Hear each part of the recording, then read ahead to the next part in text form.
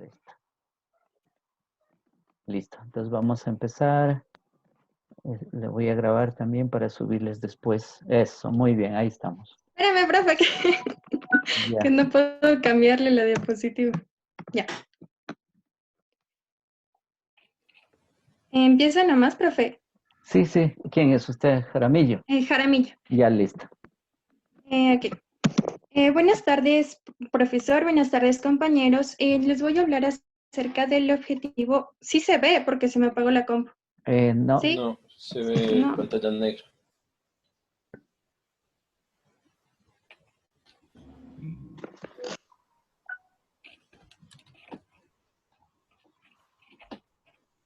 Espérame, profe, no sé qué pasó. Está como colgada, algo así, porque ahí el... No sé, profe, se me apagó la pantalla. Ajá. ¿Qué otro estudiante ha de tener para que más bien pueda compartir pantalla? Ya les voy a decir a los chicos que compartan.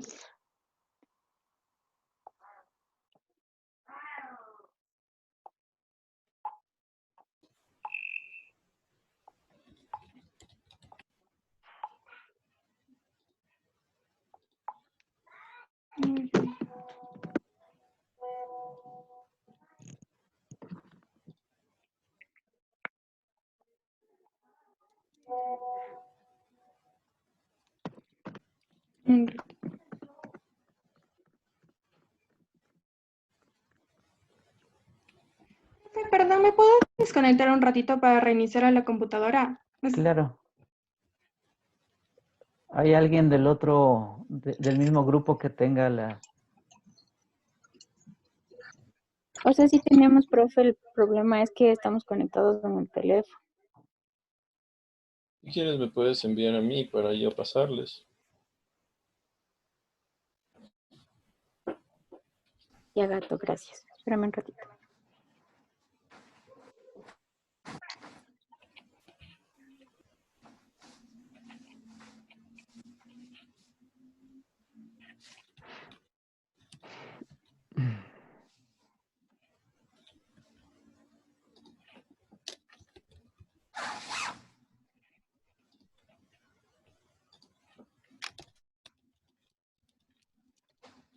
Y todo lo de esta manpuerca. Sí, ok.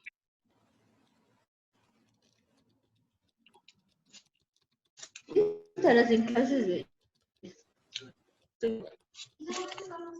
No, nada, porque voy a decir algo mejor. Ustedes fueron unas buenas, ¿Ustedes fueron unas qué? buenas clientes. ¿Cómo así? Déjame. ¿Cómo así? ¡Espérate! Ay, depende, dice. Un poquito, no sé.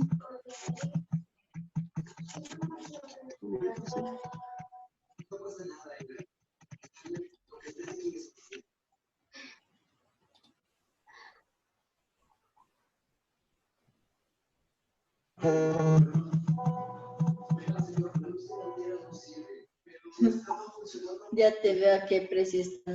¿Qué queremos hacerlos para despedir la cuarentena?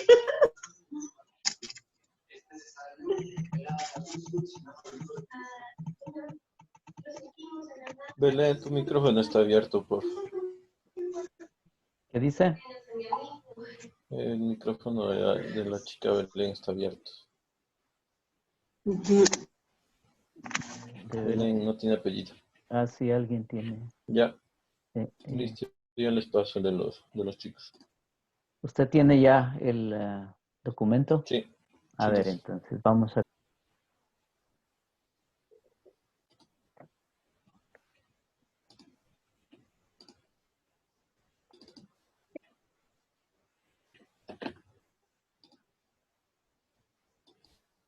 Ya, ahora sí. Buenas tardes, compañeros. Buenas tardes, licenciado. Nosotros les vamos a hablar acerca del objetivo 6, el cual es desarrollar las capacidades productivas y del entorno para lograr la soberanía alimentaria y el buen vivir rural. ¿Le puedes pasar, por favor?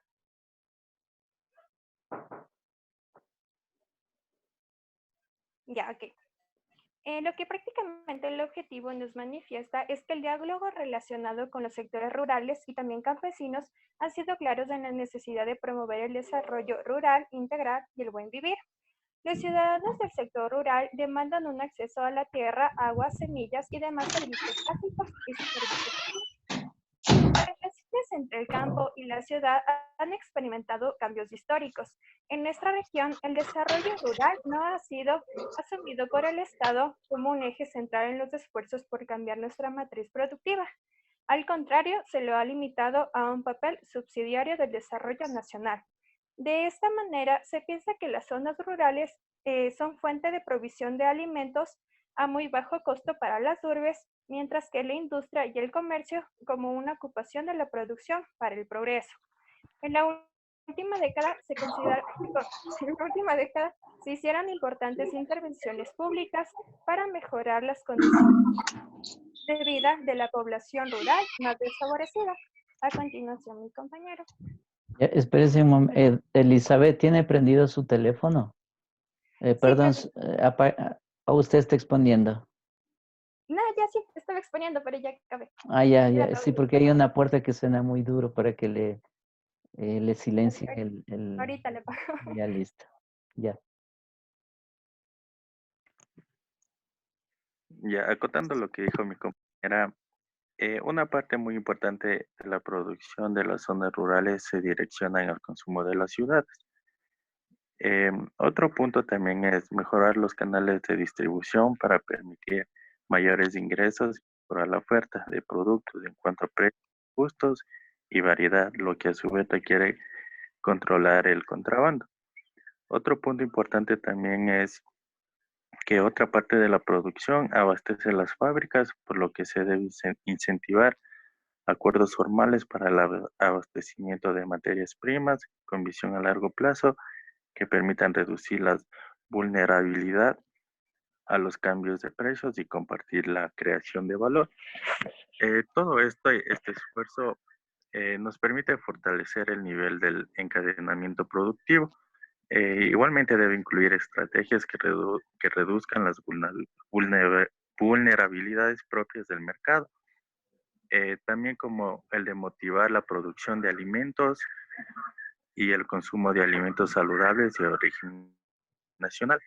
Y además se debe aprovechar de manera íntegra y sostenida las importantes ventajas comparativas que brinda el país, como el clima, el suelo, y también se deben aprovechar las particularidades de cada territorio, incluyendo la cultura, para construir ventajas competitivas con base a la diversificación. Eso, a continuación, mi compañero. Ya, ahí, profe. Ya, bueno, yo sigo con la siguiente diapositiva. Nos dice que es fundamental impulsar los modelos de producción alternativos e incluyentes, los mismos que permiten fortalecer el poder organizativo de las localidades y el rescate de los saberes culturales, de tal forma que el impulso y el desarrollo de sistemas productivos con un enfoque agroecológico se presentan como una alternativa viable para alcanzar la soberanía alimentaria. Síguele, por favor. Ya, esto no nos quiere decir que también la mayor parte de la producción rural es estacionaria, es decir, es en determinadas épocas y es de una poca existencia y en otras veces es de mucha escasez. Entonces, eso afecta principalmente a los habitantes de las zonas rurales que perciben menores precios, al punto que incluso en muchas ocasiones no pueden cubrir los costos ni siquiera de producción. Es lo que actualmente está pasando en esta crisis que lleva el país. En ciertos sectores están, por ejemplo, la provincia del Carchi, ellos tienen una sobreproducción de lo que es el tema de los productos de la papa. Entonces ellos no alcanzan incluso a cubrir los costos de producción que esto necesita. Otra parte también de la ruralidad es que desempeña un rol trascendental en la sostenibilidad del sistema económico dolarizado, al evitar la salida de cantidades importantes de divisas por el aprovisionamiento de alimentos, pero también abastece cada vez una mayor medida de los mercados externos. Eso es por mi parte.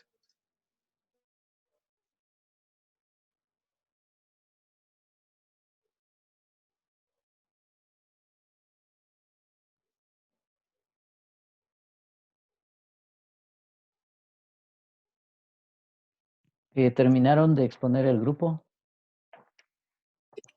No, profe. Ya, listo. A ver, yo tengo algunas preguntas ahí.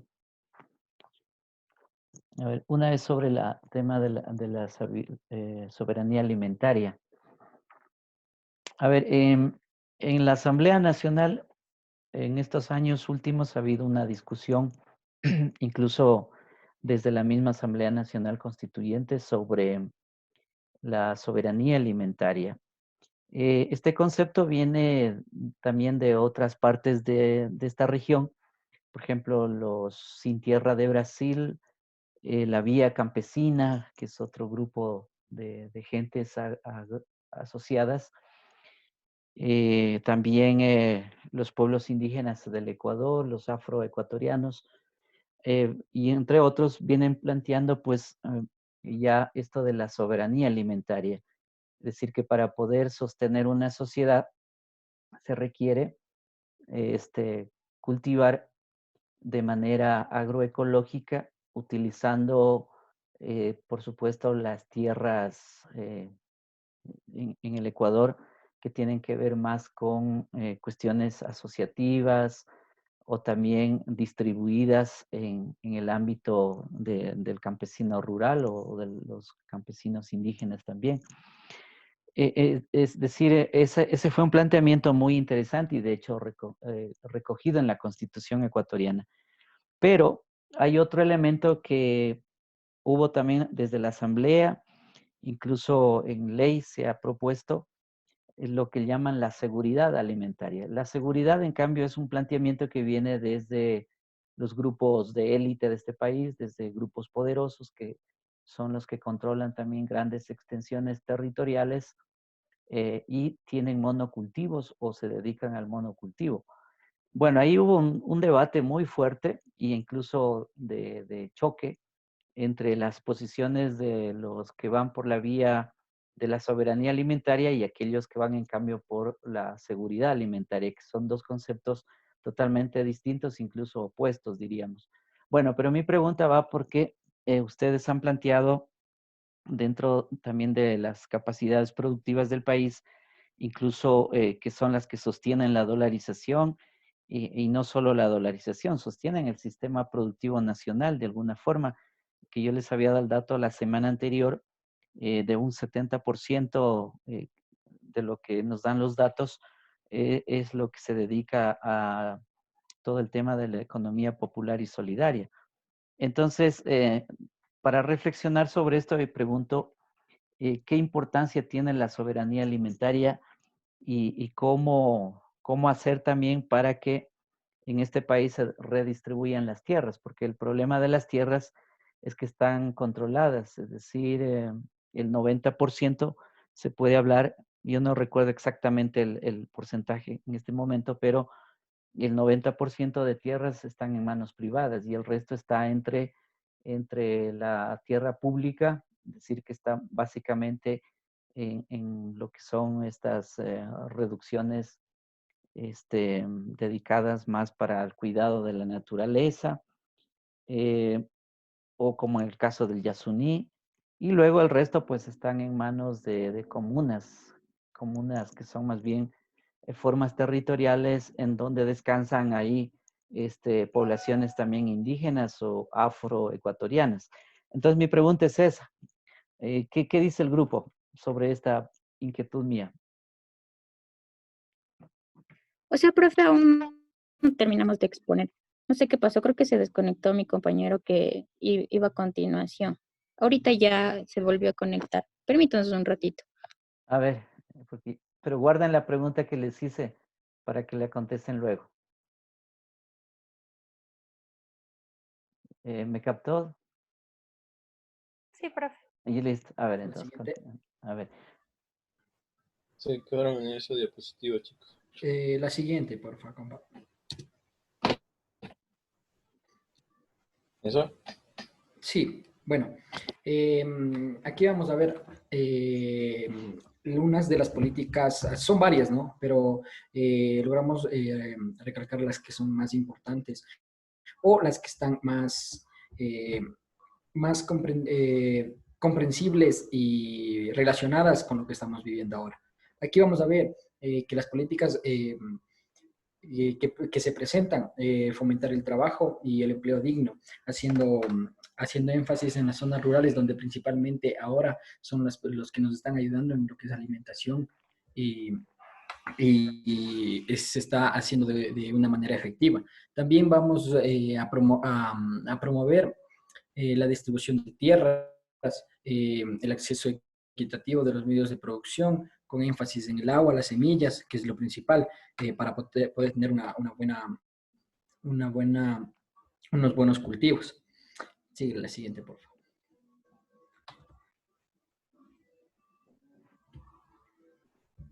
Ya.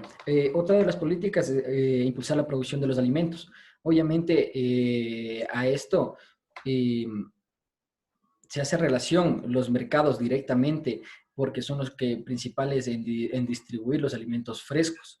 Los sistemas, como también se dicen, los sistemas de producción alternativos, como por ejemplo, todos conocemos en el tomate riñón, el normal que se llama y el de invernadero, se asemejan uno con el otro, obviamente. El uno es producido con químicos del invernadero para que esto dure más, tenga mejor color, salgan menos estropeados que el sembrado como comúnmente en una granja.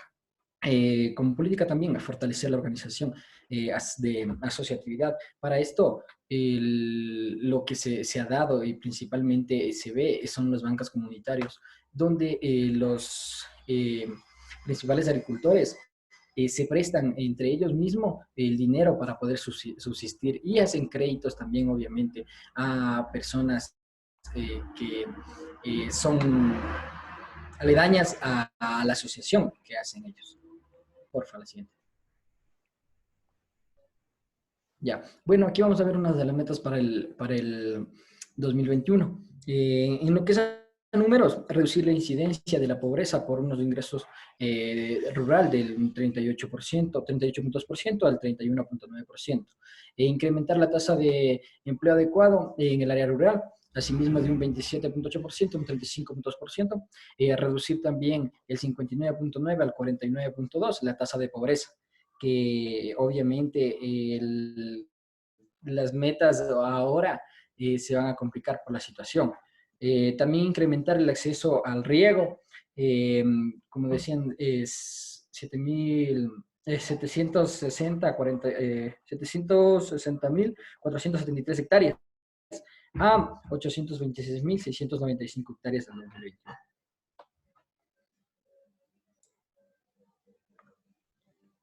Ya, a esto también es unas interesantes que nos decía que era aumentar la cobertura y calidad. En esto quiere hacer énfasis para los servicios de educación, que obviamente se enfoquen más en la cultura territorial en zonas rurales, incrementar igual en sus porcentajes la tasa de educación general. También incrementar el porcentaje de hogares del área rural que cuenten con agua segura, saneamiento adecuado, que esto es un servicio de primera necesidad, obviamente. También incrementar en los hogares del área rural que dispongan agua por tubería y saneamiento adecuado para el 2021. Sí, el siguiente. La compañera a continuación.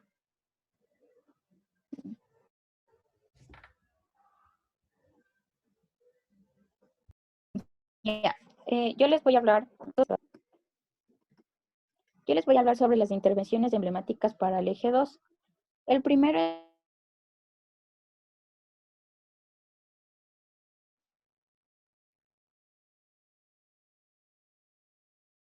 Nacional por el Empleo y nos Disculpa, habla sobre el no, fortalecimiento y no la se te está sostenibilidad del escuchando sistema. porque se interrumpe.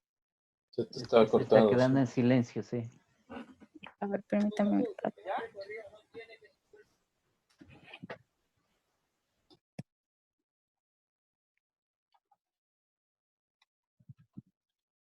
Ahí me escucha, profe. A ver, empieza entonces. Sí, porque se cortó y se quedó en silencio. No, no te escuchamos lo que dijiste. Ya. Yo les voy a hablar sobre las intervenciones emblemáticas para el eje 2. El primero es el Acuerdo Nacional por el Empleo, la inversión productiva, la innovación y la inclusión. El fortalecimiento de la sostenibilidad del sistema económico brindará condiciones adecuadas para la estabilidad de la economía local. Por ello, se requiere involucrar a todos los actores de la economía nacional. Estos actores son públicos, privados o comunitarios, que buscarán el incremento de las plazas de trabajo en condiciones estables, justas y dignas. Esta intervención redistribuirá con solidaridad en la sociedad mediante la implementación de mecanismos innovadores dentro de la cadena productiva, así como el manejo de la inversión y las compras públicas. Esto será posible con las acciones coordinadas entre el Ministerio del Trabajo, el Ministerio de Industrias y Productividad, el Consejo Sectorial Social y el Consejo Sectorial de la Producción. El segundo es la minga agropecuaria, la Gran Minga Nacional Agropecuaria. Es una estrategia solidaria y sustentable de modernización agropecuaria, social y territorialmente diferenciada, que articula diversas políticas en instrumentos públicos en función del despliegue de un buen vivir. Esta intervención será posible a través de las acciones coordinadas entre el Ministerio de Agricultura y Ganadería, el Instituto de Economía Popular y Solidaria, el Ministerio de Desarrollo Urbano y Vivienda, Ban Ecuador, los gobiernos autónomos descentralizados, la Secretaría del Agua, el Ministerio de Acuacultura y Pesca, el Consejo Sectorial de la Producción y el Consejo Consultivo Productivo Tributario. Gracias.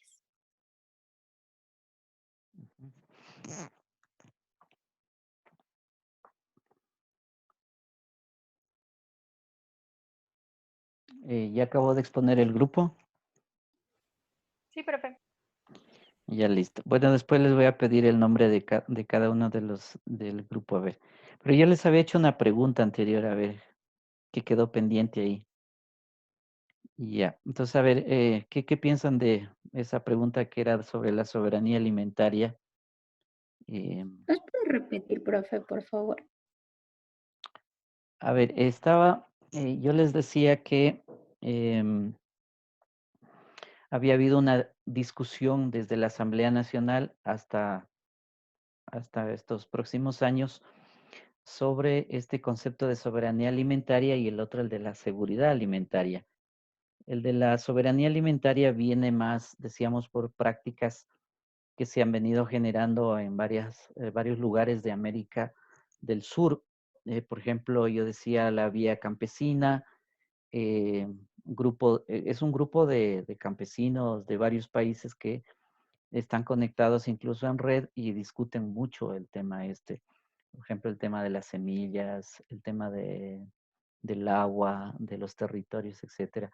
Después también citaba el otro caso de Brasil, de los sin tierra, que igual están haciendo un desarrollo autogestionario, es decir, desde sus propias condiciones y en torno a la tierra y defendiendo la tierra y los derechos de la tierra, entre otras cosas.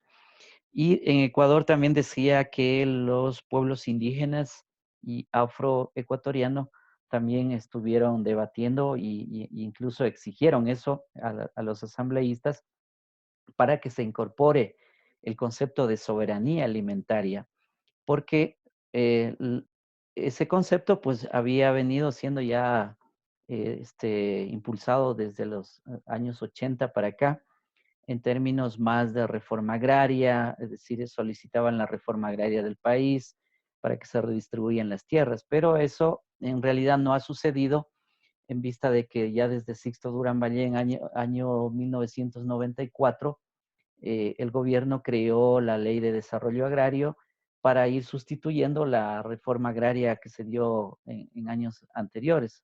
Había la reforma del año 64 y la del año 72. y después el gobierno, el triunvirato militar del año 79 también trabajaron eso.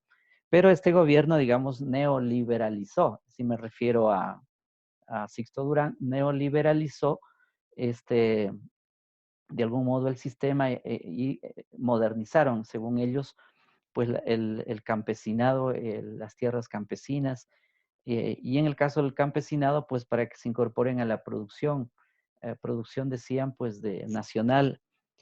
Bueno, hay todo un lío de esos, en vista de que no fue incorporada la reforma de la tierra en Ecuador, entonces los indígenas y los afroecuatorianos lo que hicieron fue impulsar este concepto de soberanía alimentaria. No así el otro concepto que también vino más bien por las élites de este país y aquellos que concentran pues la tierra privada en el Ecuador. Y me estoy refiriendo a las élites que se han distribuido la tierra, más o menos se habla del 90% de concentración de tierra en el país. Y estos pues crearon el concepto de seguridad alimentaria. Decían que es más importante la seguridad alimentaria que la soberanía alimentaria.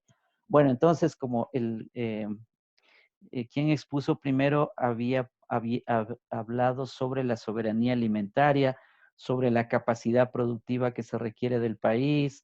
Después también tenía por ahí una idea de la distribución de la tierra, los medios de producción, que decía que deben estar en manos de los productores, o sea, campesinos, etcétera. Entonces, pero yo preguntaba, ¿qué opinan ustedes de la soberanía alimentaria? Porque al final es la que alimenta a este país. Profe, Sí. por ejemplo, en nuestro grupo la opinión de nosotros sería que, por ejemplo, ya hemos perdido, como usted dice, lo que es la soberanía de las tierras, porque ahora la soberanía literalmente la tiene el gobierno. El gobierno es quien supuestamente debe velar por la producción, en este caso como nosotros expusimos por la producción rural, darles un apoyo para que ellos puedan tener su propia soberanía de producción, sería hacia el país. Pues no, ellos como siempre han sido vistos como la última rueda del coche y en estos momentos que está pasando el país por una crisis y el mundo, se están dando cuenta que en verdad necesitan apoyar a esta producción rural que se da. Ellos deberían ser autónomos y tendrían que tener una soberanía propia para que ellos puedan decir, por ejemplo, a qué precio se vende y no esperar que el Estado les regule a un precio que como usted lo mencionó hace un momento, las grandes corporaciones, los grandes grupos económicos dicen, ¿saben qué? Por ejemplo, es como hace un momento le comentaba, el quintal de papa en el Carchis llegó a costar $1. La gente lo empezaba a regalar porque los que se llevan el dinero, el negocio de ese producto son los intermediarios y el gobierno lo regula a un precio que muchas veces no les alcanza ni siquiera a cubrir su costo de producción. Entonces, el gobierno debería regresar a ver a este sector y a devolverle sus derechos, su soberanía, y para que ellos puedan tener una decisión acerca de lo que ellos producen, porque al fin y al cabo ellos son dueños de esas tierras. Por ejemplo, hubo en las protestas de octubre, donde incluso personas del gobierno les dijeron que los sectores indígenas, que son los que realmente labran la tierra, les dijeron que el Estado les había regalado tierras a ellos. Entonces, se sintieron muy aludidos y por eso dijeron, o sea, nosotros estuvimos aquí años, siglos, la tierra es de nosotros, el Estado vino después y no es posible que ahora cojan ellos y digan que el Estado les ha regalado tierras para que ellos produzcan, cuando debería ser al contrario, que la soberanía de esas tierras sea inviolable. Eso, profe. Allá. Es correcto. Acotando bien, Sí. profe. Como dice Daniel, esto debería tener, ¿no? Cada pueblo poder definir las políticas propias de agrarias, alimentarias, obviamente viendo de acuerdo a los objetivos de desarrollo que tenga cada una de las circunstancias en las que se presente, para yo que sea sostenible, sea seguro. Y obviamente comparto con lo que dice Daniel, en lo que es en el sector costa, nos vamos a lo que es el sector bananero. bananos que son de exportación, llega a costar a $1 la cabeza del racimo de plátano, lo que acá nos vienen a vender acá nosotros, los 4 verdes por $1. Obviamente se está tercerizando ahí y no se está poniendo los respectivos controles para que la gente del campo no pierda. No se está dando seguridad a eso. Entonces, eso está muy mal por parte también, obviamente, del gobierno. Y ahí deben entrar las políticas alimentarias para que, o sea, se dé seguridad y sea sostenible, sea equitativo en cada uno de los sectores agrícolas. Con lo que tú dices, a ver, a mí me parece que ahí habría que, con lo que mencionas, los pueblos que están ubicados en sus territorios, en sus lugares donde producen, donde viven, habitan, deberían tener un control de su territorio, es decir, porque la distribución, la producción, el consumo pasa justamente porque es decir, hay un control en ese territorio, incluso delimitado, hasta podríamos decir. Entonces, yo creo que por ahí iría la situación de pedir que las poblaciones se vayan organizando.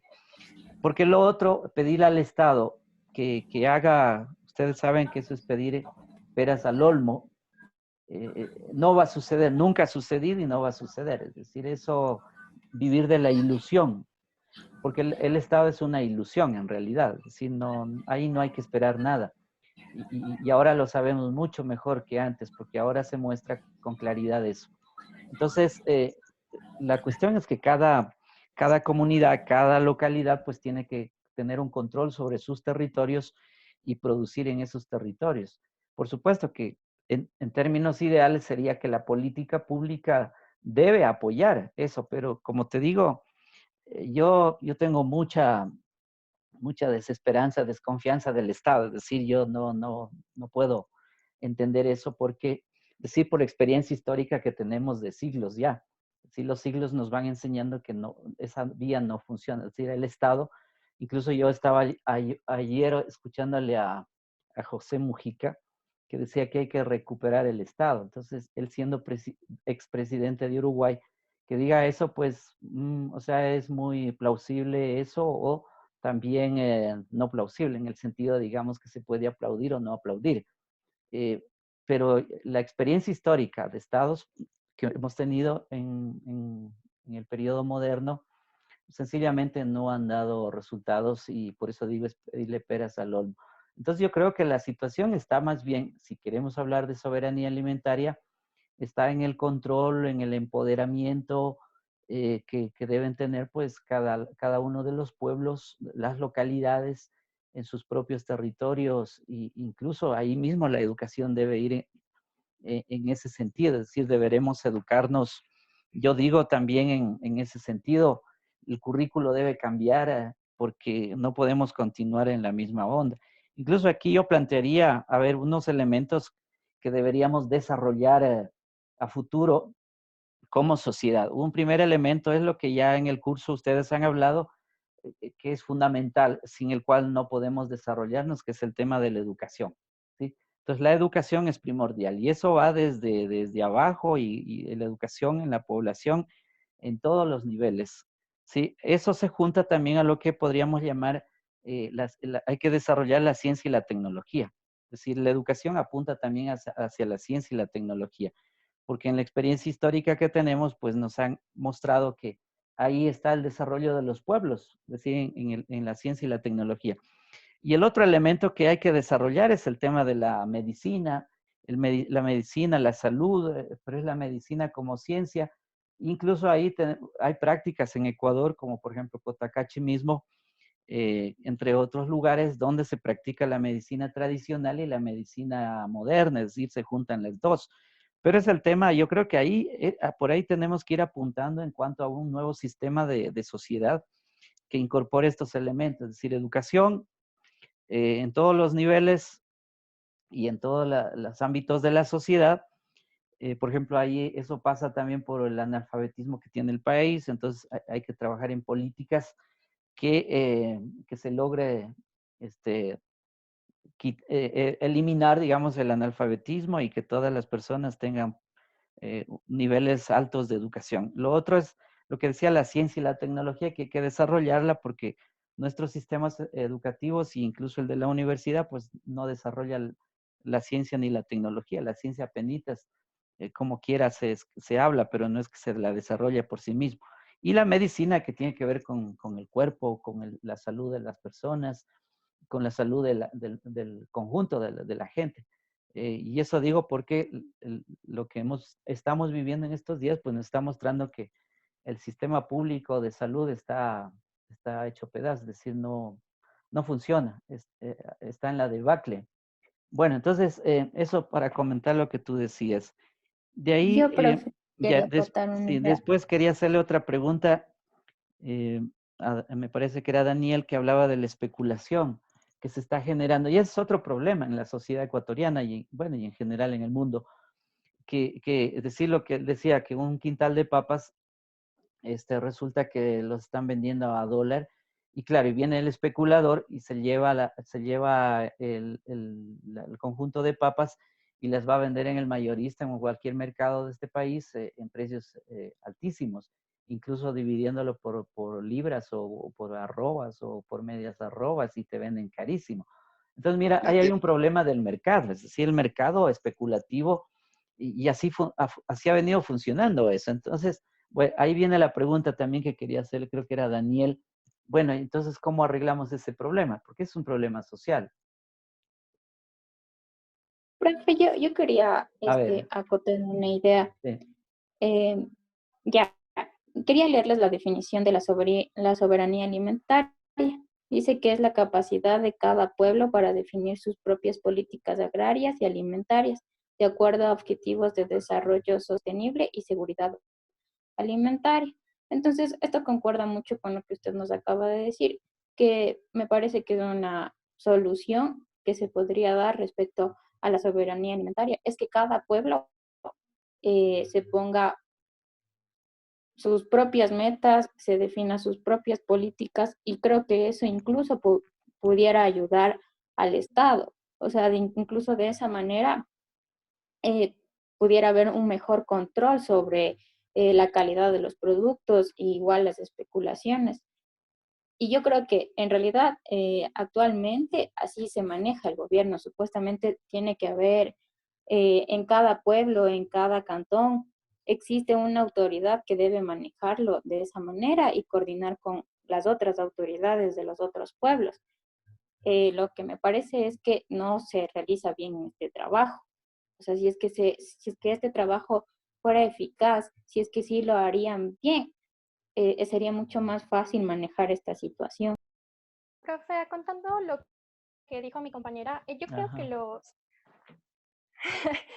que deberían promover el comercio justo de los productos y esto se debería hacer a través de, bueno, se podría mejorar la calidad de los productos para que estos puedan ser más competitivos y también se podrían realizar alianzas entre lo que es la comunidad y también la comunidad campesina más acorde y que ellos también puedan producir en un tiempo determinado, obviamente organizándose para que no puedan existir los contrabandos y para poder, o bueno, que también puedan ser líderes en lo que es el comercio.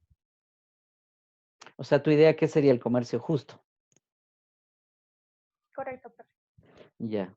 Bueno, ahí hay experiencias, por ejemplo, el Maquita Kuzunchik, que yo es donde más un poco conozco, tienen esa experiencia que empezaron hace, yo diría, décadas ya atrás, del comercio justo, donde, a ver, de la ciudad llevaban productos de distinto tipo hacia el campo y los vendían o los intercambiaban en el campo por dinero también, eh, y digamos, con precios justos. No había el intermediario y a su vez el campesino vendía los productos para que vayan a la ciudad igual directamente. Entonces, mira, eso vino funcionando. El Maquita Guzunchi, por ejemplo, incluso se exportó como modelo a otros países, en Uruguay, en Paraguay, en la misma Argentina, es decir, estuvieron haciendo eso. Yo no sé ahora si continuarán, pero entiendo que sí, porque eso se expandió más bien y en Ecuador desconocemos incluso de este modelo. Pero sí es posible, o sea, y se ha venido haciendo. Ahora, quién pone, digamos, el precio? Pues generalmente es, como tú dices, el campesino organizado, porque eso requiere de capacidad organizativa o de las mismas comunidades organizadas. Entonces ellos han puesto los precios y bueno, y eso ha habido intercambio ahí. Eso es interesante. Por ejemplo, asimismo, experiencia es el caso de Salinas de Bolívar, que también conozco eso y por eso doy fe de eso. También han funcionado y siguen funcionando de ese modo también.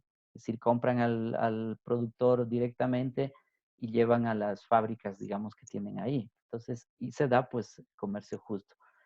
Se evita el intermediario, porque el problema es el intermediario, como decía, me parece Daniel, de es decir, donde intervienen estas personas que se aprovechan del campesino y le pagan como quiere el intermediario. Ese se llama también en términos más económicos de los oligopsonios, que es un poco lo que funcionan con las grandes empresas. Por ejemplo, aquí mismo podríamos decir como la Nestlé, funciona así de manera oligopsónica. ¿Cómo se llama esta que fabrica carnes? Pronaca. Todas esas empresas, digamos, funcionan así, que son especuladoras en realidad y no le compran al productor directamente. O los exportadores también. Por ejemplo, en el caso del banano, la exportadora no va por decirte, compra al productor, al pequeño productor que cultiva bananos al precio que lo pone la misma exportadora, pero ahí resulta que les pagan súper mal y hay especulación de eso. Entonces, bueno, yo creo que ahí habría que un poco conversar más de cómo evitar eso. A ver, ¿alguien más tenía que conversar?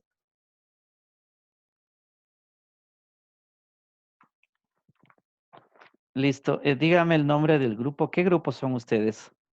El grupo número 6. Grupo número 6. ¿Quiénes están ahí? Jaramillo, Benavides Jefferson, Mesías Cindy, Mesías Ronald. A ver, Jaramillo, Elizabeth. Ya. Benavides Jefferson. Benavides Jefferson. De los expositores de ahora, ¿no es cierto? Correcto, profe. Ya, ¿quién más? Mesías Cindy. Mesías Cindy. Ya. Mesías Ronald. Mesías Ronald. Y Rosales Daniel. Rosales, sí, Daniel, ya. Muchas gracias, profe. Listo. Bueno, a ver, tenemos otro grupo. ¿Quiénes son los del otro grupo? Le toca el objetivo número 7, creo. Sí, profe. Ya. Aquí están. Pero sí alcanzamos, profe, para poder Sí, exponer. traten de hacerle lo más sintético posible. Sí, alcanzamos. Las ideas fundamentales, yo creo. Listo, profe. Ya le comparto, permítame un segundo. Ya.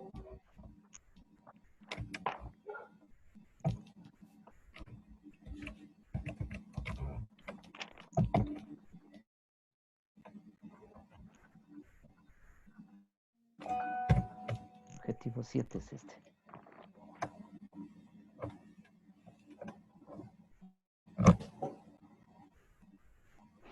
Listo, profe. Ya. Ya. Buenas tardes, compañeros. Nosotros vamos a exponer acerca del objetivo número 7 de la parte del Plan Nacional de Desarrollo 2017-2021 llamado Toda una Vida. El objetivo en sí se encarga de incentivar una sociedad participativa o un Estado cercano al servicio de la ciudadanía. Los integrantes del grupo son Hugo Dávalos, Michelle Espinosa, Wendy Pérez, Michelle Romero y Diego Vivar. Comenzamos. Para comenzar deberíamos mencionar primero una fundamentación de en qué se basa este objetivo. De esta manera vemos ciertos tipos de ideas que toman para fundamentar la creación de este objetivo. Una de ellas es que el Estado y la sociedad no son entes que se oponen o no son entes contrarios en sí, más tienen una relación complementaria, ya que el Estado es, por decir, un conjunto de las fuerzas que solicitan la sociedad y que busca gobernabilidad sobre la sociedad, ¿no?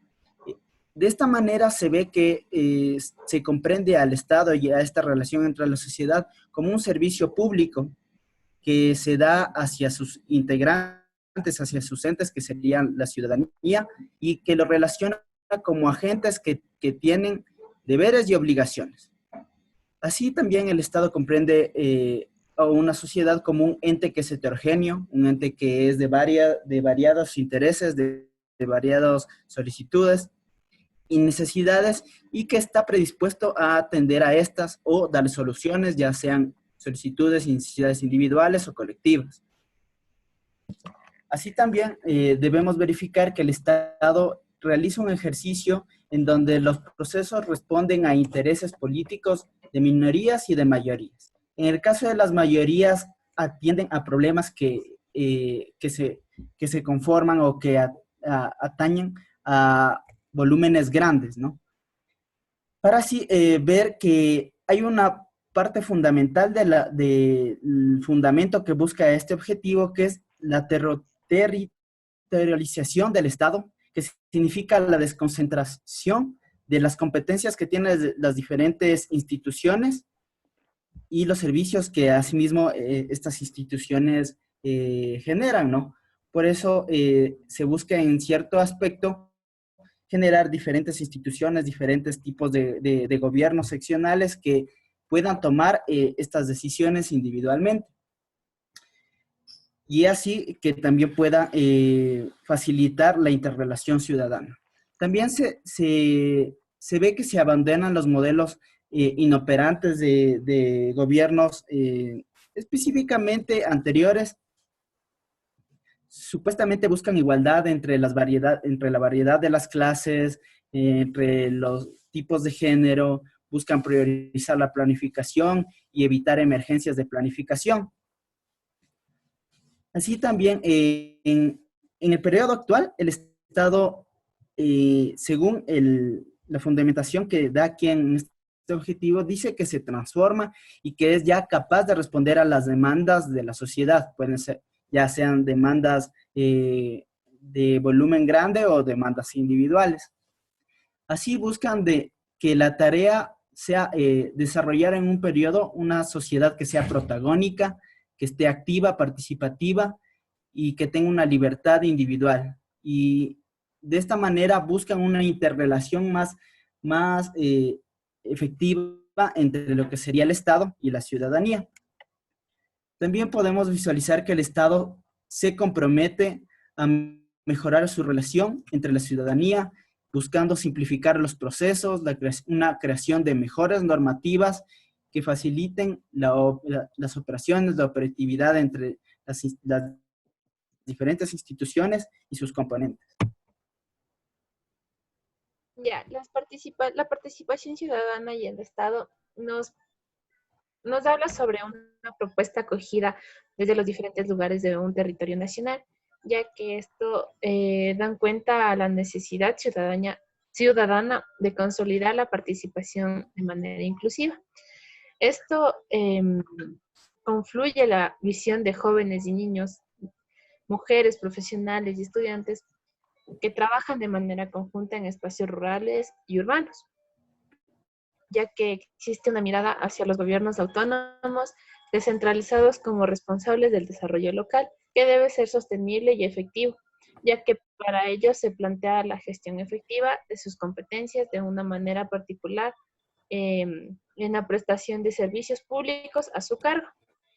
En contexto nos decía que la ciudadanía plantea el respeto al orden democrático y además de esto establece qué hacer el Estado, ya que debe regirse por los principios de equidad, eficiencia, calidad y calidez, mejorando los tiempos de respuesta y simplificando los trámites, asegurando la eficiencia de la regulación e incrementando su efectividad en el bienestar económico. Pasa, por favor. Ya, profe, a mí me tocó hablar sobre las políticas. Aquí tenemos 9 políticas, que es fortalecer el sistema democrático y garantizar el derecho a la participación política, participación ciudadana y control social en el ciclo de las políticas públicas. Este es un punto donde nos ayuda para que la ciudadanía se pueda empoderar en temas políticos, como en el caso que nos pasó con Iván Granda hace unos días, en el cual la ciudadanía dio sus comentarios, atacó al gobierno y así logró que se pueda dar un resultado y una respuesta a la ciudadanía. La segunda es promover el diálogo como forma de convivencia democrática, mecanismo para la solución de conflictos y la generación de acuerdos locales y nacionales para afianzar la cohesión social. Esto nos permite promover el diálogo como lo que pasó en octubre, cuando tuvimos afrontar lo que pasó en octubre, que si hubiera habido un diálogo con la ciudadanía, un diálogo con los sectores afectados, no hubiéramos tenido las marchas que tuvimos en el mes de octubre. Tercer política sería fomentar y fortalecer la autoorganización social, la vida asociativa y la construcción de una ciudadanía activa y corresponsable para que valore y promueva el bien común. Esto nos permite que se unan gremios y puedan opinar y participar y presentar propuestas en la parte política. Institucionalizar una administración pública democrática, participativa, incluyente, intercultural y orientada hacia la ciudadanía, basada en un servicio meritocrático, profesionalizado que desempeñe en condiciones dignas. Esto nos permitiría que en este caso los directores, autoridades, existan o se les exija un perfil con estudios más altos como los que ahora es, o sea, como que el gobierno todavía sigue siendo palanqueado para este tipo de puestos. Consolidar una gestión estatal eficiente y democrática que impulse las capacidades ciudadanas e integre las acciones sociales en la administración pública. También tenemos aquí mejorar la calidad de las regulaciones de simplificación de trámites para aumentar su efectividad en el bienestar económico, político, social y cultural. Esto todavía no ha sido permitido en la parte del sector público, ya que todavía sigue siendo muy burocrático en los trámites. Ahora actualmente por el tema del teletrabajo es como que se ha acelerado un poco los trámites a pesar de que tampoco ha sido su efectividad al 100%. Tenemos mejorar la calidad, democratizar la prestación de servicios públicos territorializados, sostenibles y efectivos de manera equitativa e incluyente, con énfasis en los grupos de atención prioritaria y poblaciones en situación de vulnerabilidad en corresponsabilidad entre Estado y la sociedad. Esto nos permitiría, claro que en pueblos todavía no es que al 100% reciban los servicios básicos, como sería agua, luz y teléfono, pero en esta política lo que impulsa es que todos sea equitativamente y reciban el mismo servicio. Fortalecer las capacidades de los gobiernos autónomos descentralizados para el cumplimiento de los objetivos nacionales, la gestión de sus competencias, la sostenibilidad financiera y la prestación de servicios públicos a su cargo, con énfasis en agua, saneamiento y seguridad. También tenemos la política para promover la seguridad jurídica y la defensa técnica del Estado.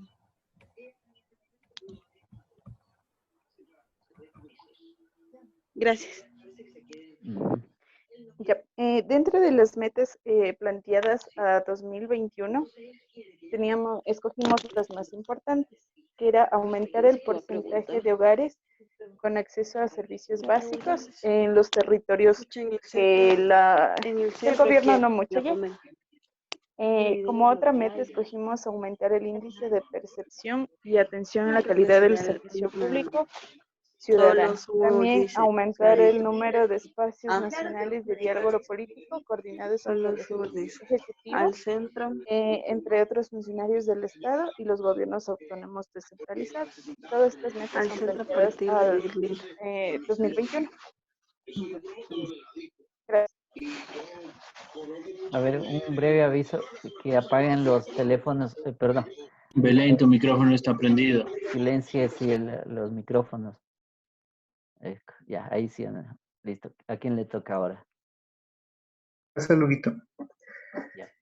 Bueno, las conclusiones de las metas que nosotros hemos señalado y las más importantes son cómo incrementar del 34.7 al 65% al índice de calidad regulatoria y optimizar la carga regulatoria entre las entidades de la función ejecutiva. Esto nos quiere decir que las entidades de la función ejecutiva no estaban realizando o no tenían procesos que eran demasiada gente para los procesos o para las cosas que realizaban. Entonces, un poco era el tema de la efectividad. Aumentar del 6.6 a 8 el índice de percepción de la calidad de los servicios públicos. El objetivo nos indicaba que los servicios públicos estaban un poco deteriorados y que incluso querían determinar los servicios públicos que llegaban a los hogares y los servicios públicos que se prestaban los subsidios para la comercialización de productos. Por ejemplo, el tema del gas. El gas le cuesta lo mismo para el sector popular o los servicios públicos de las personas y de igual manera les cuesta a los restaurantes o a las personas que usan el gas como un medio de comercialización. Aumentar la cobertura de calidad y acceso al servicio de justicia, la seguridad integral, incrementar la confianza en la Policía Nacional del 6.5 al 6.64. Aquí un poco el tema de aumentar la cobertura es por la imagen que tenía la policía y querían mejorar ese tema. Fortalecer el alcance y compromiso de la participación ciudadana en la gestión del Estado ecuatoriano, incrementar el porcentaje de organizaciones sociales de refugiadas y fortalecidas en sus capacidades organizativas del 2021. Aumentar la cobertura, la calidad y el acceso al servicio de justicia integral, incrementar la confianza en la Defensoría Pública del 2021, que actualmente con los temas que hemos estado viviendo, creo que a todos nos queda claro que el tema de la justicia ecuatoriana no es tan confiable. Y aumentar el número de espacios nacionales de diálogo político coordinado entre el Ejecutivo y otras funciones del Estado y los gobiernos autónomos descentralizados, lo que decía mi compañera anteriormente. El tema de aperturar mesas de diálogo para no llegar a extremos como llegamos en las marchas de octubre. Gracias.